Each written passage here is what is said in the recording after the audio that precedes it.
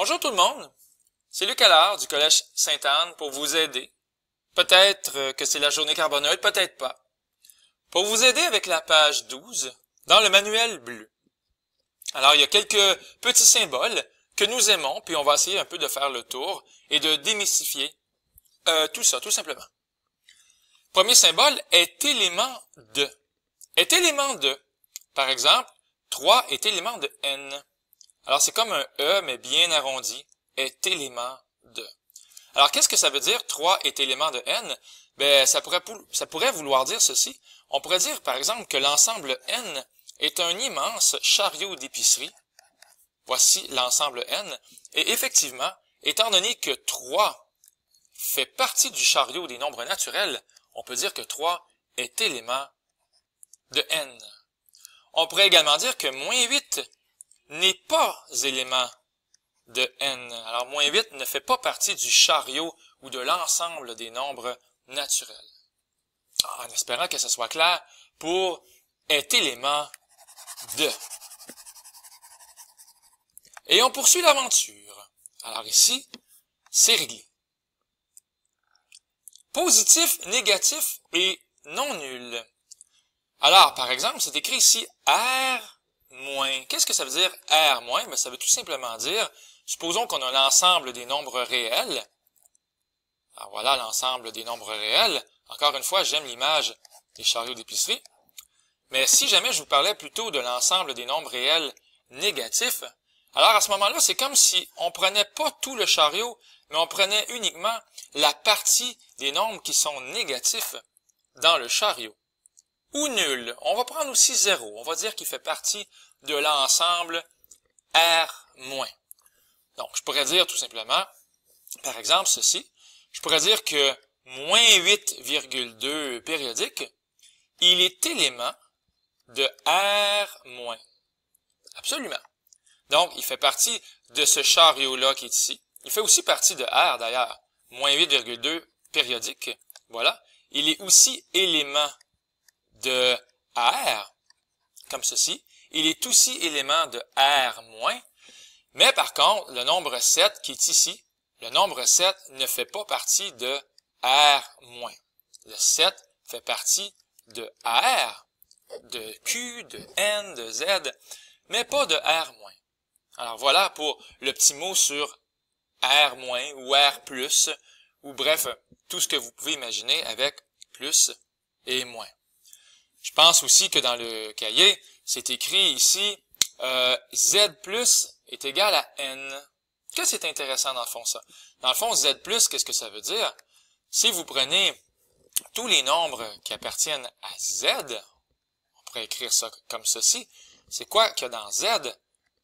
On a moins 3, moins 2, moins 1, 0, et ainsi va la vie. On les écrira pas tous, sinon on va passer beaucoup de temps à les écrire. Alors, si je vous demande plutôt d'écrire qu'est-ce que c'est Z avec un plus, ben Z+, ça veut dire, dans le fond, on va couper les nombres négatifs et on va plutôt avoir tout simplement 0, 1, 2, 3 et ainsi va la vie. Et on voit vraiment que Z+, ça donne la même chose finalement que l'ensemble des nombres naturels.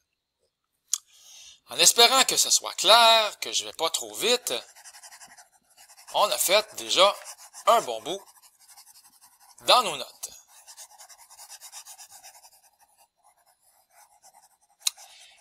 Et on va poursuivre avec la petite étoile. On va plutôt dire n étoilé. Alors, dans n étoilé, on va prendre tous les nombres qui sont dans n, mais pas le 0. Donc, finalement, ça veut dire non nul. Alors, on voit ici n étoilé, c'est la même chose que le panier d'épicerie n, mais on a demandé au nombre 0 de bien vouloir sortir de la pièce ou du chariot d'épicerie ou de l'ensemble. Il ne sera pas accepté. Alors, un petit truc, l'étoile, on la met dans le ciel. Alors, c'est pour ça que l'étoile, on la met en haut, à ne pas écrire n étoilé, comme ça serait pas bon. Alors, les moins et les plus, on les met en bas, on la met au pied de la lettre, mais l'étoile, on la met en haut. Et on poursuit. Est complément de prime. Le petit prime qui est ici, ça veut dire le complément. Donc, tout ce qui n'est pas dans Q, par exemple ici, c'est écrit Q', tout ce qui n'est pas dans Q, Mais ici, on parle des nombres rationnels. Alors, tout ce qui n'est pas dans les nombres rationnels, ce sont les nombres irrationnels. Et on va plutôt écrire Q'. Peut-être un autre exemple, plus flagrant, plus facile. Si, par exemple, j'écrivais dans mon ensemble G tous les garçons de la classe, on va imaginer qu'on a une petite classe. Dans ma classe, j'ai André et Benoît. Ça, c'est l'ensemble des garçons. C'est l'ensemble G. Il n'y a pas grand monde dans l'ensemble G. Alors, G', ça pourrait être toutes les autres filles, toutes les autres personnes qui ne sont pas des garçons, des filles sûrement.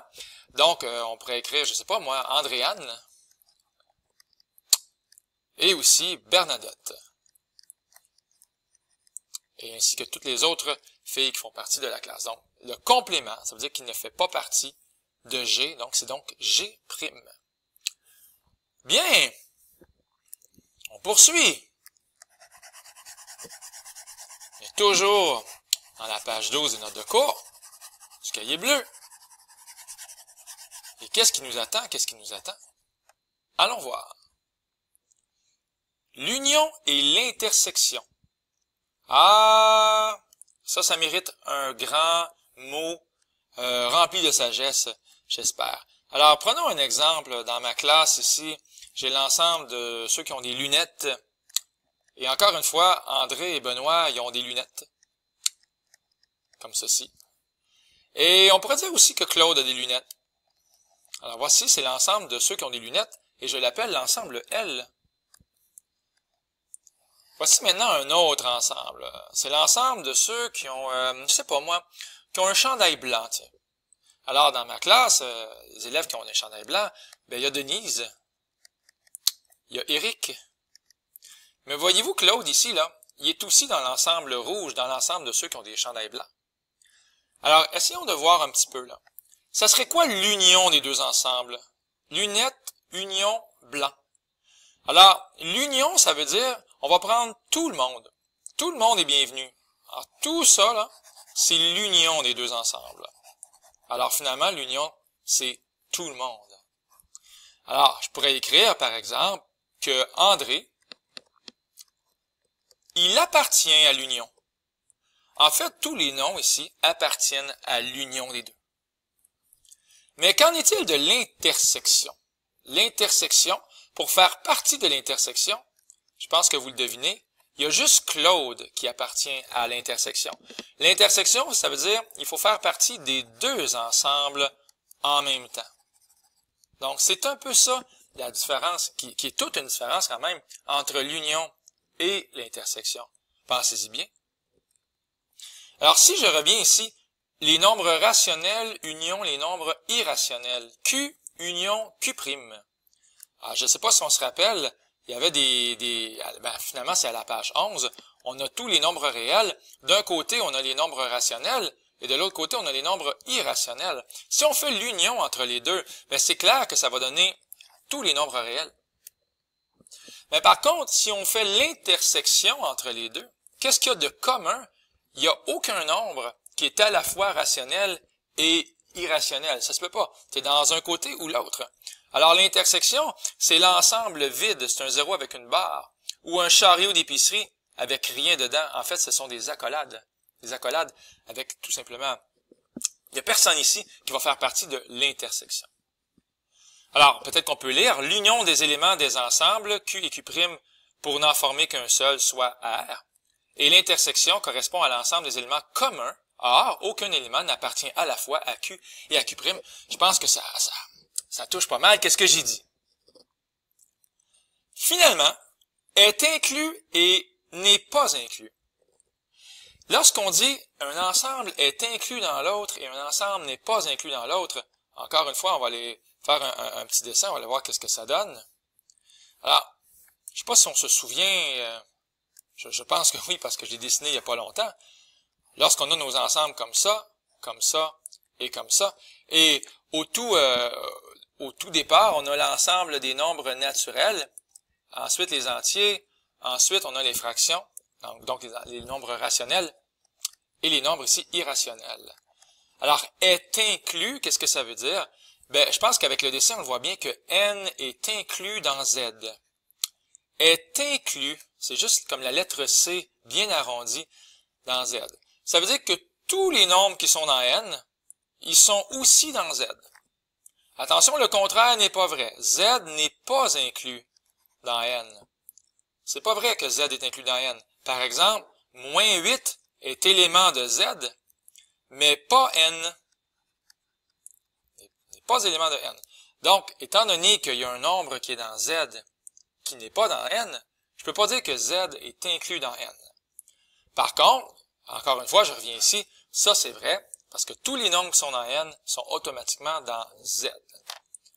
Alors, juste pour être certain, quand je compare deux ensembles, N et Z, on prend les symboles inclus et pas inclus. Mais quand je compare un nombre avec un ensemble, ben alors là, je vais prendre le symbole appartient ou bien n'appartient pas. Donc, faire la différence vraiment entre inclus, appartient, n'est pas inclus, n'appartient pas. Et je pense que ça fait un petit peu le tour des notes de cours. Alors oui, il y a un petit exemple qui est ici, mais ça fait vraiment, c'est exactement dans le fond ce que j'ai dit. Alors N est inclus dans Z car tous les éléments de N font partie de Z, mais Z n'est pas inclus dans N à cause que tous les éléments de Z ne font pas partie de N. En fait, dès l'instant où il y a un élément qui fait pas partie, c'est réglé. On peut pas dire qu'il est inclus dans l'autre. On termine avec une question difficile, juste pour voir si on est vraiment bien aligné avec la matière. Alors là, je vais vraiment écrire une improvisation. Est-ce que moins 8,2 périodique, est-ce que ça c'est élément de N union Q'? Oh là là là là là là! Alors, est-ce que moins 8,2 périodique appartient à cet ensemble-là? Je vous laisse quelques secondes pour y réfléchir. Moi, je vais faire un dessin. Alors, on parle de N union Q'. Alors, N est ici. Oh, j'aime pas mon crayon, on va en prendre un autre. N et Q'. Alors, en rouge, c'est l'union des deux. Est-ce que moins 8,2 périodique, qui est ici, appartient à la zone en rouge qui correspond à l'union des deux? Bien sûr que la réponse est non. Alors, il fallait écrire n'appartient pas. Il y a plein d'exercices de manuel pour vous aider à gérer tout ça. C'est sûrement écrit quelque part dans Challenge You. J'espère que ça vous a aidé beaucoup. C'était Luc Allard pour le Collège Sainte-Anne qui vous dit un gros bye-bye.